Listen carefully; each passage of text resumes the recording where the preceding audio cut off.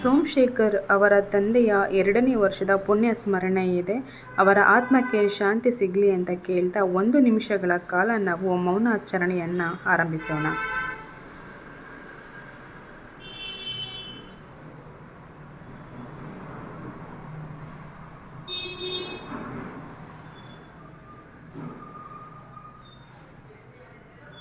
Thank you. ಇವತ್ತು ನಿಮ್ಮ ತಂದೆಯ ಪುಣ್ಯ ಸ್ಮರಣೆಯ ಅಂಗವಾಗಿ ಇವತ್ತು ನಮ್ಮ ಆಶ್ರಮದಲ್ಲಿ ಅನ್ನಪ್ರಸಾದನ ಏರ್ಪಡಿಸಿದ್ದೀರ. ನಿಮಗೆ ಆ ದೇವರು ನೋವನ್ನು ಮರೆಸುವಂಥ ಶಕ್ತಿಯನ್ನು ಕೊಡಲಿ ಅಂತ ನಾವು ದೇವರಲ್ಲಿ ಬೇಡ್ಕೊಳ್ತೇವೆ. ನಮಸ್ತೆ, ಇದು ಪ್ರಶಾಂತ್ ನಿರಾಶ್ರಿತರ ಆಶ್ರಯವಿಲ್ಲದವರಿಗೆ ಮಾತ್ರ. ನಾನು ರಂಜಿತಾ. ದೊಡ್ಡವರು ಒಂದು ಮಾತು ಹೇಳಿದರೆ, ಸಂತಸ ಸಾವಾದರೆ ನೆನಪು ಅನ್ನೋದು ಒಂದು ಪುಣ್ಯ ಸ್ಮರಣೆ ಆಗಿರುತ್ತೆ. ಅದೇ ರೀತಿ ಇವತ್ತು ಸೋಮಶೇಖರ್ ಅವರು ತನ್ನ ತಂದೆಯ 2ನೇ ವರ್ಷದ ಪುಣ್ಯ ಸ್ಮರಣೆ ಅಂಗವಾಗಿ ನಮ್ಮ ಆಶ್ರಮದಲ್ಲಿ ಅನ್ನಪ್ರಸಾದನ ಏರ್ಪಡಿಸಿದ್ದಾರೆ. ಅವರಿಗೆ ತುಂಬ ಹೃದಯದ ಧನ್ಯವಾದಗಳು.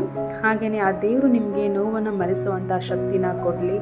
ಹಾಗೆ ನಿಮಗೂ ಮತ್ತು ನಿಮ್ಮ ಕುಟುಂಬದವರಿಗೂ ದೇವರ ಆಶೀರ್ವಾದ, ಹಾಗೆಯೇ ನಮ್ಮ ಆಶ್ರಮದ ಹಿರಿಯರ ಆಶೀರ್ವಾದ ಸದಾ ಇರಲಿ ಅಂತ ಕೇಳ್ಕೊಳ್ತೇನೆ ಸರ್. ದಾನಗಳಲ್ಲಿ ಶ್ರೇಷ್ಠವಾದ ದಾನ ಅನ್ನದಾನ. ಅನ್ನದಾನ ಮಾಡಿ ಮಾಡಿದ ಪಾಪ ನೀಗೋಣ. ಹಸಿವೆಂದು ಬಂದವರಿಗೆ ಸತ್ಕರಿಸೋಣ. ಅನ್ನವನ್ನು ಉಳಿಸಿ ಹಸಿದವರಿಗೆ ಅನ್ನ ನೀಡಿ. ಧನ್ಯವಾದಗಳು.